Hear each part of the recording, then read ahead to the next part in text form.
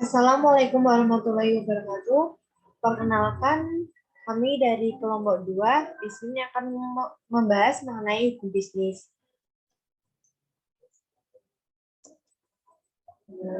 Untuk anggota dari kelompok 2 yang pertama Afina Kusna Mufidah dengan NPM 21201040443, dan yang kedua ada saya sendiri Nisa Raswati dengan NPM 21401044189. Kemudian yang ketiga ada Zuni Kurniasari dengan NPM 21101404013. Di sini kami akan membahas mengenai yang pertama, penjelasan mengenai perjanjian, dan yang kedua, penjelasan mengenai perikatan, dan yang ketiga, hubungan antara perjanjian dan perikatan. Langsung saja, untuk Mbak Afina, silahkan.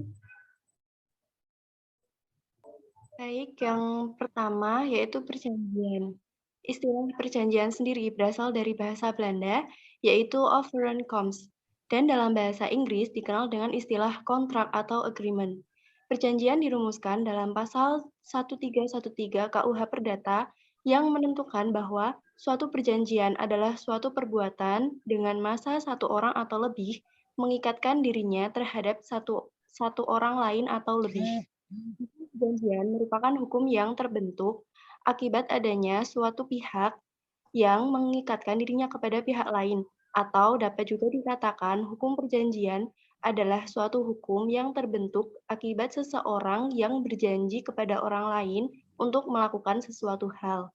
Dalam hal ini, kedua belah pihak telah menyetujui untuk melakukan suatu perjanjian tanpa adanya paksaan maupun keputusan yang hanya bersifat satu pihak.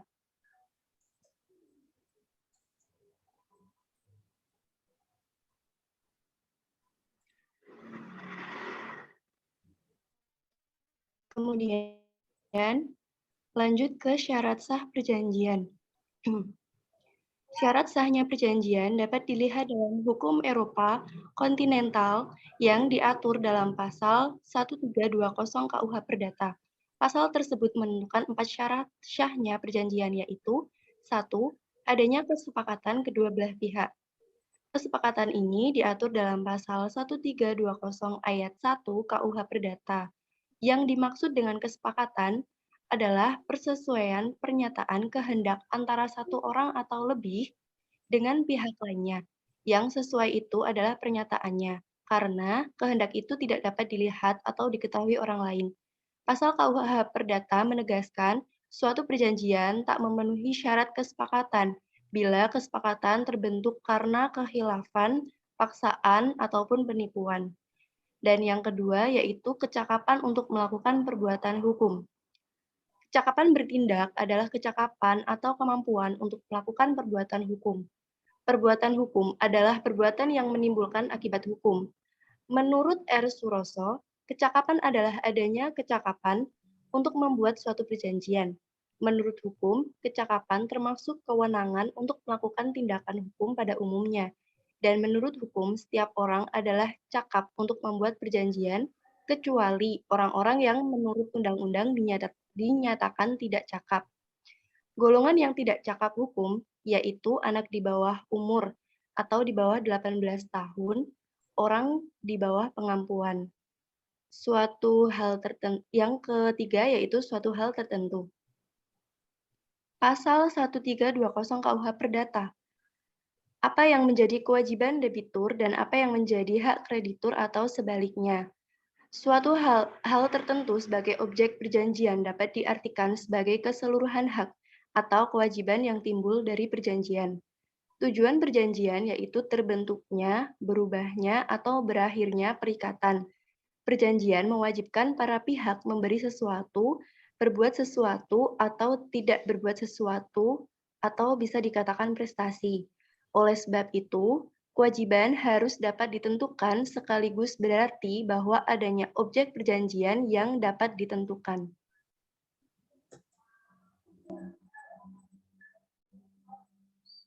Dan dapat dilihat dalam hukum kontinental yang diatur di pasal 1320 KUH Perdata.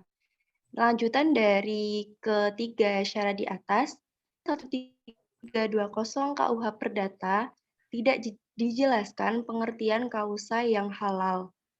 Dalam pasal 1337 KUH Perdata hanya menyebutkan kausa yang terlarang. Suatu sebab bisa diartikan terlarang apabila bertentangan dengan undang-undang, kesusilaan, dan ketertiban umum. Sedangkan menurut Subekti, sebab adalah isi perjanjian itu sendiri. Dengan demikian, kausa merupakan prestasi dan kontraprestasi yang saling dipertukarkan oleh pihak. Istilah kata halal bukanlah lawan kata haram dalam hukum, tetapi yang dimaksud sebab yang halal adalah bahwa isi kontrak tersebut tidak bertentangan dengan peraturan perundang-undangan. Dan yang kelima, akibat hukum syarat tidak terpenuhi. Perjanjian dapat dibatalkan dan menjadi tidak berlaku sejak saat dibatalkan, karena salah satu unsur penipuan, paksaan, kekeliruan, dan yang membuat belum dewasa atau di bawah 18 tahun. Perjanjian tak mengikat lagi bila salah satu pihak meminta pembatalan. Kemudian apabila perjanjian tidak memuat syarat objektif, yaitu tidak punya objek perjanjian jelas, atau perjanjian tidak dibenarkan hukum, kesusilaan, ketertiban umum, maka asas-asas hukum perjanjian. Asas hukum merupakan dasar atau pokok karena sifatnya fundamental. Berikut ini asas-asas hukum penting dalam perjanjian. Yang pertama yaitu asas kebebasan berkontrak atau contract free trade. Asas kebebasan berkontrak dapat dianalisis dari ketentuan pasal 1338 ayat KUH Perdata yang berbunyi, asas kebebasan berkontrak adalah suatu asas yang memberikan kebebasan kepada para pihak untuk 1. Membuat atau tidak membuat perjanjian. 2. Mengadakan perjanjian dengan siapapun. 3. Menentukan isi perjanjian, pelaksanaan, dan persyaratan. Dan yang keempat, menentukan bentuknya perjanjian, yaitu tertulis atau lisan. Jika melihat pernyataan di atas, asas kebebasan berkontrak merupakan suatu dasar yang menjamin kebebasan orang dalam membuat perjanjian. Artinya, para pihak yang membuat perjanjian bebas membuat perjanjian walaupun aturan khususnya tidak terdapat dalam KUH Perdata. Hal tersebut boleh dilakukan namun tidak boleh jika bertentangan dengan undang-undang, ketertiban umum, dan kesusilaan. Kemudian asas hukum perjanjian yang kedua yaitu asas konsensualisme. Merupakan asas dalam hukum perjanjian yang penting karena asas ini menekankan pada awal mula penyusunan perjanjian. Perjanjian harus didasarkan pada konsensus atau kesepakatan dari pihak-pihak yang membuat perjanjian. Dengan asas konsensualisme, perjanjian dikatakan telah lahir jika ada kata sepakat atau persesuaian kehendak di antara para pihak yang membuat perjanjian tersebut. Berdasarkan asas konsensualisme itu, dianut paham bahwa sumber kewajiban kontraktual adalah bertemunya kehendak atau convergence of wills atau konsensus para pihak yang membuat kontrak. Namun terdapat pengecualian yakni pada perjanjian-perjanjian tertentu oleh undang-undang ditetapkan formalitas-formalitas tertentu.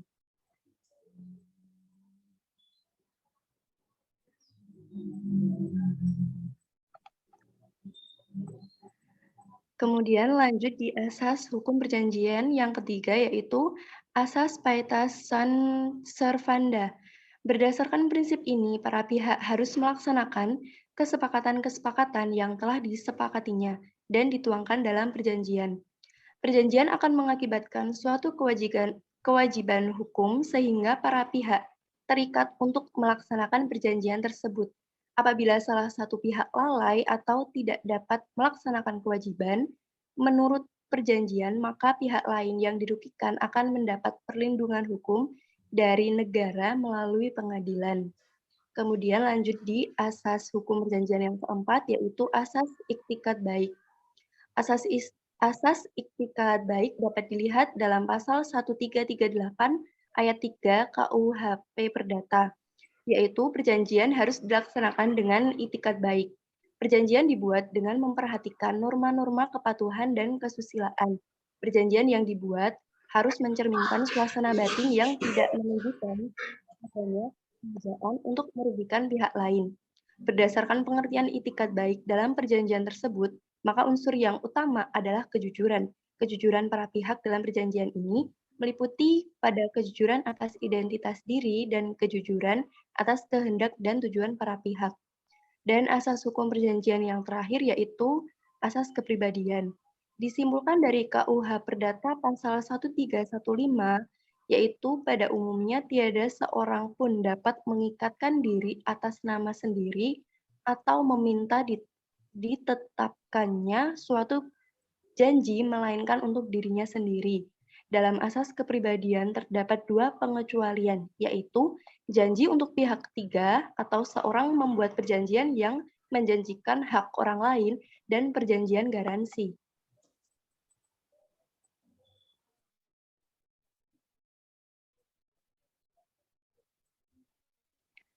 Kemudian, perjanjian dapat dibatalkan apabila satu perjanjian dibuat oleh orang-orang yang menurut undang-undang tidak cakap untuk bertindak sendiri, atau dikata lain orang-orang yang masih di bawah umur, di bawah 18 tahun, dan begitu pula perjanjian yang dibuat dalam hal adanya paksaan, kehilafan, ataupun penipuan.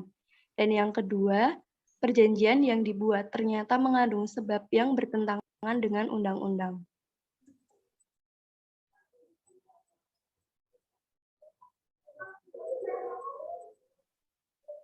Dan perikatan akan dibacakan oleh Mbak Zuni. Baiklah, berikutnya yaitu perikatan. Perikatan dalam bahasa Belanda disebut verbintenis. Istilah perikatan dalam literatur hukum di Indonesia. Perikatan adalah suatu hubungan hukum dalam lapangan harta kekayaan antara dua orang atau lebih, di mana pihak yang satu berhak atas sesuatu dan pihak lain berkewajiban atas sesuatu. Menurut ilmu pengetahuan hukum perdata, pengertian perikatan adalah suatu hubungan dalam lapangan harta kekayaan antara dua orang atau lebih, di mana pihak yang satu berhak atas sesuatu dan pihak lain berkewajiban atas sesuatu.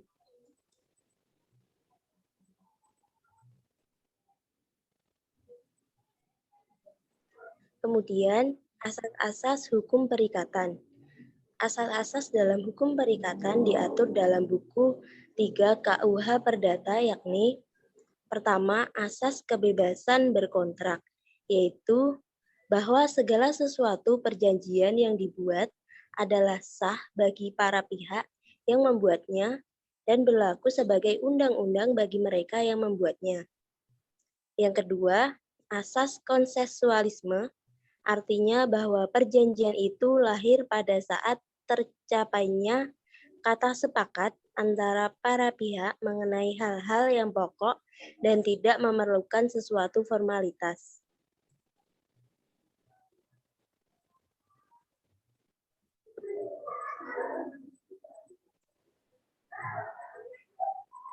Hapusnya perikatan.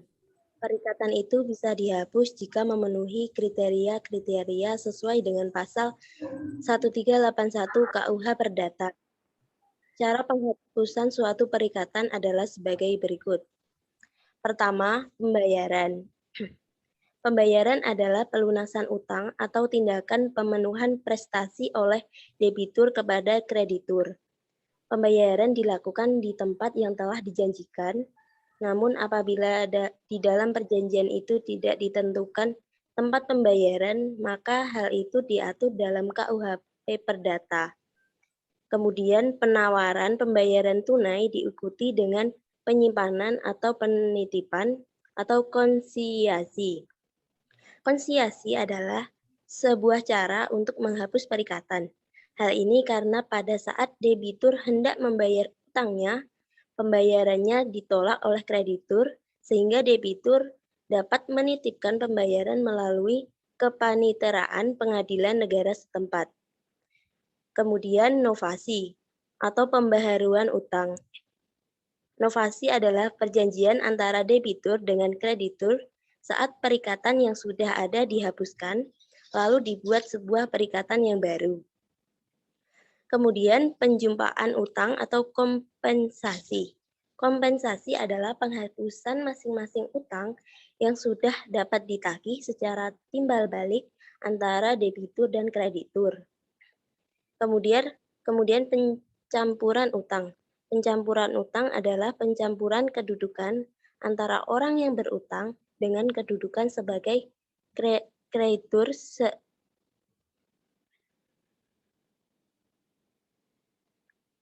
sehingga menjadi satu. Pembebasan utang adalah pernyataan sepihak dari kreditur kepada debitur bahwa debitur dibebaskan dari utang.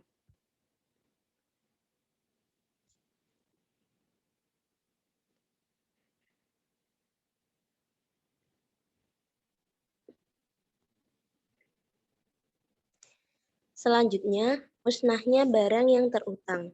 Musnahnya barang yang terutang diartikan sebagai perikatan hapus dengan musnahnya atau hilangnya barang tertentu yang menjadi pokok prestasi yang diwajibkan kepada debitur untuk menyerahkannya kepada kreditur. Hilangnya atau musnahnya barang tersebut bukan karena kesalahan atau kelalaian debitur. Selanjutnya, batal atau pembatalan. Pembatalan diartikan sebagai pembatalan perjanjian-perjanjian yang dapat dimintakan sebagaimana yang sudah diuraikan sebelumnya pada syarat-syarat sahnya perjanjian. Kemudian berlakunya suatu syarat batal. Berlakunya suatu syarat batal diartikan sebagai syarat yang apabila dipenuhi akan menghapusnya perjanjian dan membawa segala sesuatu pada keadaan semula, yaitu seolah-olah tidak ada sebuah perjanjian. Selanjutnya lewat waktu atas atau kadaluarsa. Kadaluarsa adalah suatu alat untuk memperoleh hak atas sesuatu atau untuk membebaskan dari suatu perikatan dengan lewatnya suatu waktu tertentu dan atas syarat-syarat yang sudah ditentukan oleh undang-undang. Dengan lewatnya waktu tersebut, setiap perikatan menjadi hapus karenanya. Yang tersisa ialah suatu perikatan bebas. Menurut Subekti dalam Raharjo 2009.200, 10 cara tersebut belum lengkap. Masih ada cara-cara yang belum disebutkan, misalnya berakhir sesuatu ketetapan waktu atau meninggalnya salah satu pihak perjanjian, padahal prestasi hanya dapat dilaksanakan oleh orang yang meninggal dunia tersebut.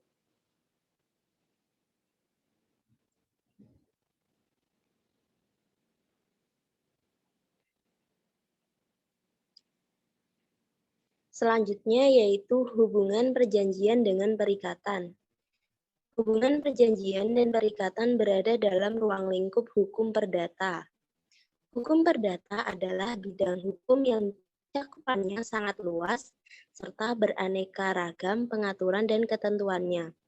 Hukum perdata di Indonesia bersumber dari Kitab Undang-Undang Hukum Perdata atau KUH Perdata yang berasal dari Bergelijk Wetboek, yaitu Kitab Undang-Undang Hukum Perdata Negeri Belanda yang berlaku di Indonesia sejak zaman Hindia Belanda.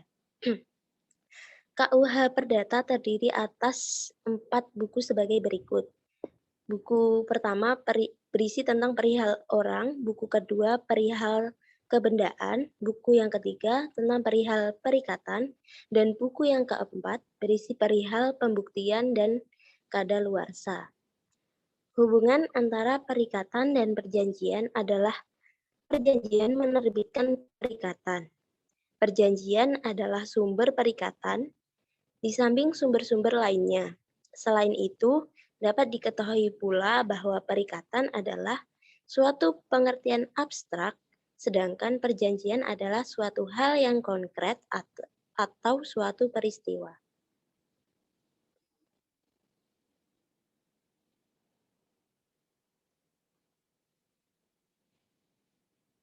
Sekian presentasi dari para pemateri, selanjutnya kami kembalikan ke moderator.